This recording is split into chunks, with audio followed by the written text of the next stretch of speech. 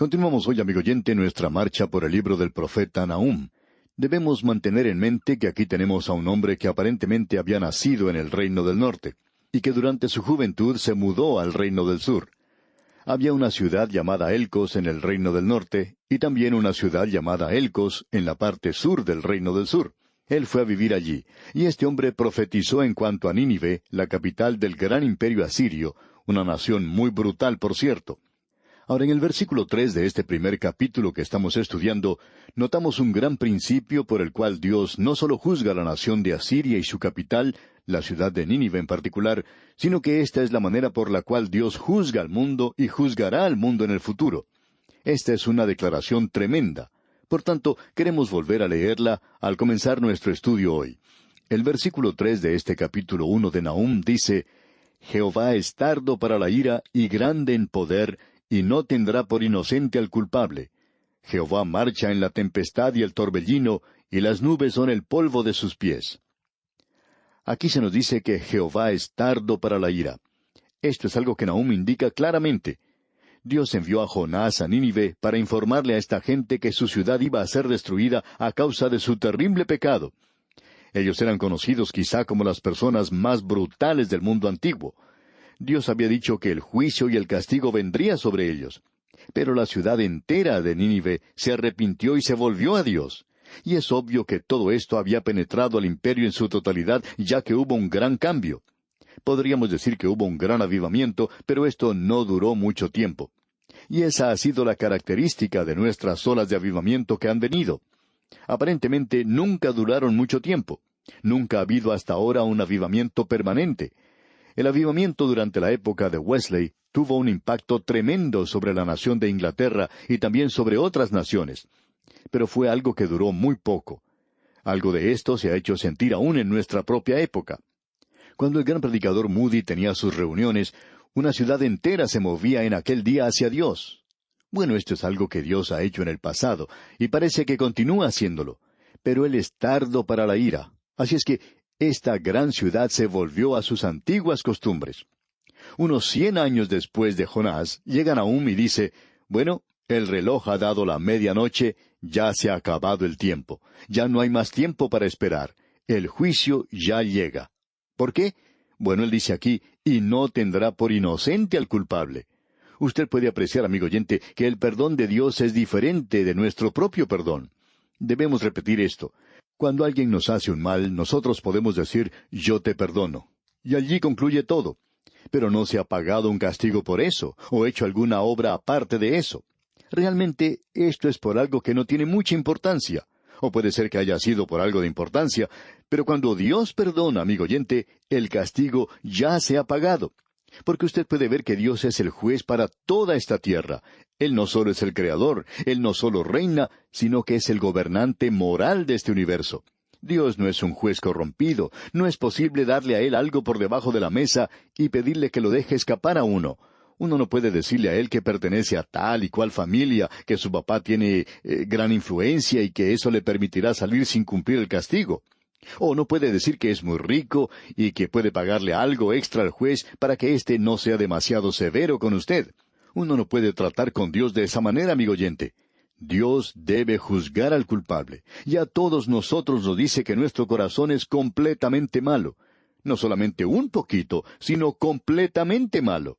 Y usted y yo no sabemos en realidad, o no nos damos cuenta de la profundidad de la iniquidad que existe en nuestro corazón, de lo que somos capaces de hacer. Así es que Dios no suelta así nomás al culpable, y si vamos a salir libres, alguien tiene que pagar ese castigo. Y esa es la provisión que Él ha hecho por medio del Señor Jesucristo. Ahora, cuando una persona o una nación da su espalda a la redención que Dios ha provisto en Jesucristo, entonces el juicio, el castigo debe seguir.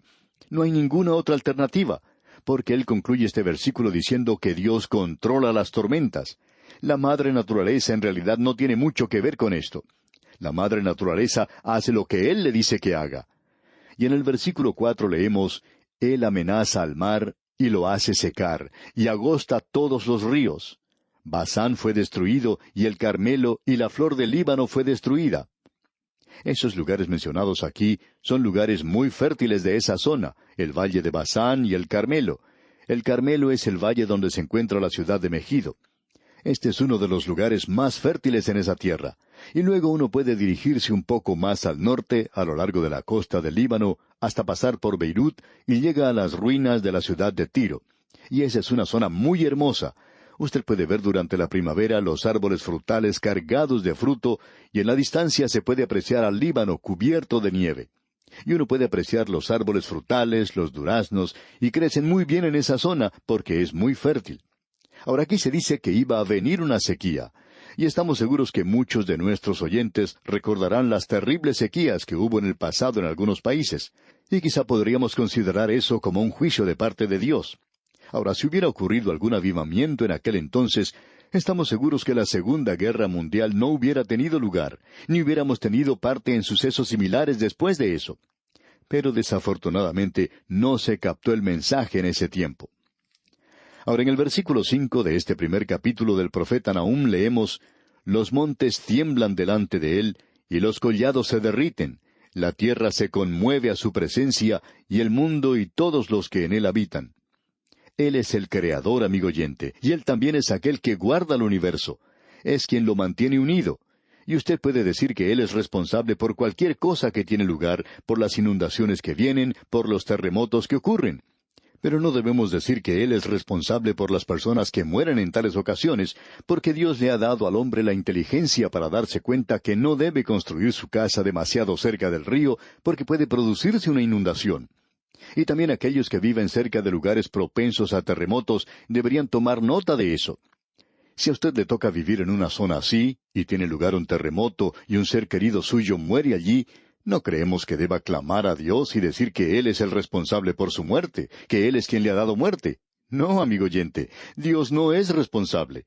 Nosotros somos los responsables porque deberíamos mudarnos a otra localidad. Pero quizá nos guste demasiado vivir en esa zona, así es que permanecemos allí, y entonces debemos soportar las consecuencias. Lo que queremos decir aquí, amigo oyente, es que Dios tiene el control de la naturaleza. Pero usted no puede decir que Él es culpable cuando ocurren esas tragedias. El hombre es responsable por ellas. Debemos permanecer alejados de un lugar como un río que puede desbordarse y también de la zona donde se sabe que puede ocurrir un terremoto.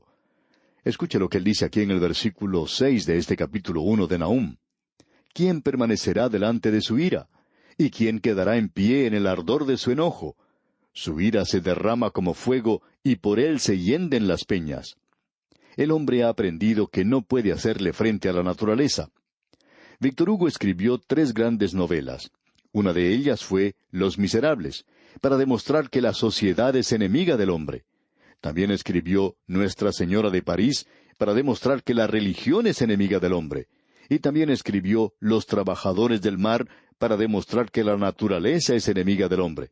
Bueno, todo esto se debe a cómo el hombre se ha aproximado a estas cosas.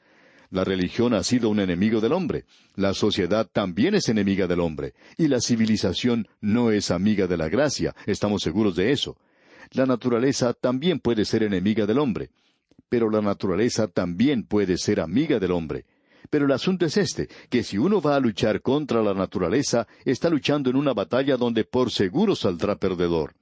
Eso es lo que Víctor Hugo trató de decirnos en sus novelas, y aquí leemos: ¿quién permanecerá delante de su ira? ¿Y quién quedará en pie en el ardor de su enojo?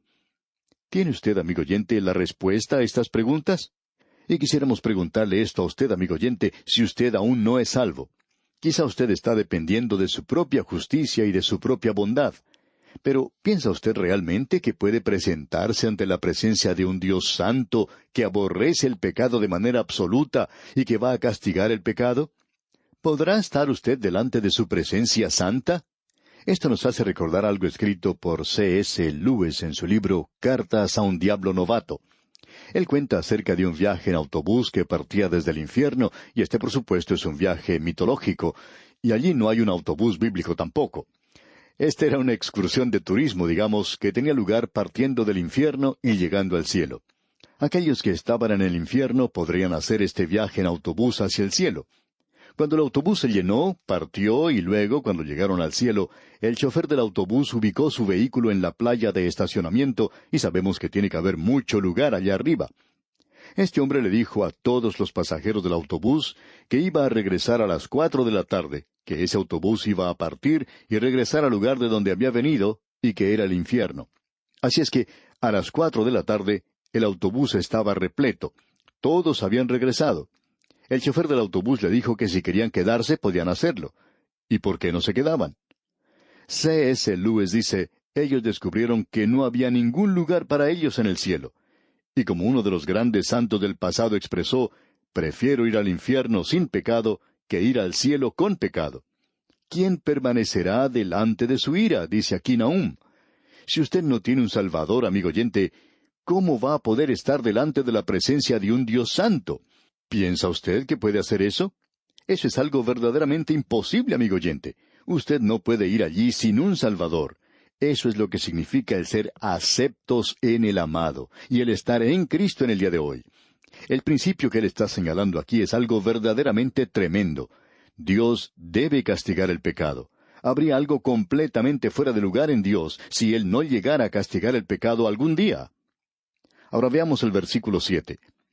Jehová es bueno, fortalece en el día de la angustia, y conoce a los que en Él confían. Note usted, Jehová es bueno. Tengamos esto en mente. Recuerde lo que el salmista dijo allá en el Salmo 107, versículos 1 y 2. Alabad a Jehová porque Él es bueno, porque para siempre es su misericordia. Díganlo los redimidos de Jehová. Si no lo dicen los redimidos, nadie lo va a decir. Así es que yo lo voy a decir. Dios es bueno, amigo oyente. Esto es algo maravilloso saber. Yo no sé quién es usted, amigo oyente, o dónde está, o cómo está. Pero donde quiera que usted esté, sepa que Dios le ama, y que Dios quiere salvarle. Y si usted no es salvo, es porque usted no quiere acercarse a Él, porque Él puede salvarle, y Él le salvará. Dios es bueno. Ese es un axioma de las Escrituras. También es un axioma de la vida. Jehová es bueno. Jehová es bueno, fortaleza en el día de la angustia. ¿Está usted pasando por momentos de angustias, amigo oyente? Si usted quiere tener un buen refugio, el Señor es ese refugio. Dice aquí, y conoce a los que en Él confían. Es bueno saber que nosotros no nos vamos a perder en el amontonamiento. No nos vamos a perder en las multitudes. A veces, en un día en el cual podemos apreciar el aumento de la población a través de todo el mundo, al ir de ciudad en ciudad, uno piensa que todo el mundo ha ido a vivir a las grandes ciudades. Sale por las carreteras y uno piensa que toda la gente está en la carretera. Luego regresa a otra ciudad y piensa que allí está todo el mundo.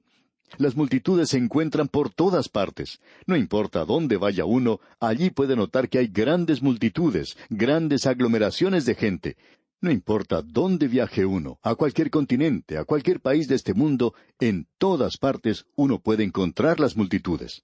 Si le toca visitar el Oriente, si le toca visitar países como Egipto, por ejemplo, o ir a los países árabes, puede ir a Turquía, a donde quiera que uno vaya, puede apreciar grandes multitudes de gente. Y es bueno entonces recordar que el Señor se acuerda de nosotros por nombre. Nosotros hemos confiado en Él, y es bueno saber que las Escrituras dicen, y conoce a los que en Él confían. No es necesario que Él tenga una computadora para recordar mi nombre, ya que nosotros estamos escritos en su propio corazón. Él ha escrito su propio nombre en las palmas de sus manos. Él le conoce, Él conoce a aquellos que han confiado en Él. Y aquí en el versículo 8 de este primer capítulo de Nahum leemos, «Mas con inundación impetuosa consumirá a sus adversarios, y tinieblas perseguirán a sus enemigos». Esto presenta esta cuestión en cuanto al infierno, y si ese es un lugar de castigo permanente, un lugar donde se encuentra el lago de fuego, de si este es un fuego literal o no lo es. Bueno, vamos a tratar de una manera más detallada con este tema cuando estudiemos el libro de Apocalipsis, donde se menciona esto. No lo vamos a demostrar ahora, y no demoraremos en llegar allí, pero debemos decir esto, que aquí se dice mucho más en cuanto a que las tinieblas serán aquello que sufrirán sus enemigos que el fuego. Aquí se menciona las tinieblas. Dice, y tinieblas perseguirán a sus enemigos. Y usted recuerda que el Señor Jesucristo también utilizó esa expresión allá en el Evangelio según San Mateo, capítulo 8, versículo 12, cuando dijo, «Mas los hijos del reino serán echados a las tinieblas de afuera». No sabemos lo que usted piensa, amigo oyente, pero el fuego solo puede tener efecto en lo físico, nunca en lo espiritual. Los fuegos de una conciencia que se ha despertado súbitamente a lo terrible que es haber rechazado a Cristo. Las cosas que ellos debieron haber hecho y no las hicieron. Y piense en esas tinieblas de una eternidad perdida, sin poder ver a dónde se está dirigiendo uno.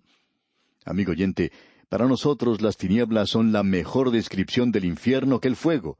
Quizá esto sea algo nuevo para algunas personas, pero lo seguimos aquí en la palabra de Dios, y cuando lleguemos al libro de Apocalipsis, vamos a tratar esto con más detalle. Llegamos ahora al versículo 9 en este primer capítulo de Nahum, y en este versículo podemos apreciar la justicia y la bondad de Dios que se demuestra en su decisión de destruir a Nínive y la de compartir el Evangelio. Esperamos que usted escuche bien esto. Leamos el versículo 9. ¿Qué pensáis contra Jehová? Él hará consumación, no tomará venganza 2 veces de sus enemigos. Es decir, que no van a tener una segunda oportunidad. Ellos han tenido su última oportunidad. Ya han cruzado esa línea invisible, y ya hemos dicho que no sabemos dónde está. Pero está en algún lugar, y uno puede sobrepasar esa línea, sobrepasar ese punto en su rechazo de Dios. Ahora, esto no quiere decir que la gracia de Dios no pueda alcanzarle, sino que quiere decir que usted no puede alcanzar la gracia de Dios en ese punto en particular. Y en el versículo 10 leemos, aunque sean como espinos entretejidos y estén completamente empapados en su embriaguez, serán consumidos como hojarasca completamente seca. Queremos dirigirnos ahora especialmente a los jóvenes. Tome su decisión por Cristo mientras usted es joven, amigo oyente, y mientras tenga una mente inteligente, despierta, porque si usted continúa jugando aún con las cosas intelectuales, puede desviarse del camino. Amigo oyente, usted puede continuar actuando y jugando con las drogas y el alcohol, y el escritor de este libro, Nahum, dice que llegará el día cuando ellos van a tropezar como borrachos. Y si uno anda tropezando como borracho, no puede tomar una decisión. Cuando uno está bajo el control del licor, no es uno mismo el que habla, sino el licor, el alcohol que lo domina. Es imposible llegar a entenderse con una persona que está bajo el dominio del alcohol. Amigo oyente, esta gente en aquel día, allí en Nínive, había llegado a tal punto que ya no podían tomar ninguna decisión, ya se habían sobrepasado de esa línea en su rechazo a Dios. Una posición, por cierto, muy triste. Bien, debemos detenernos aquí y continuaremos, Dios mediante, en nuestro próximo programa. Esperamos que usted nos acompañe mientras continuamos nuestro recorrido por este pequeño pero muy interesante libro de Nahum. Mientras tanto, le sugerimos leer los restantes versículos de este primer capítulo para estar más al tanto de lo que consideraremos en nuestro próximo estudio. Es nuestra oración que el Señor añada incontables bendiciones a su vida.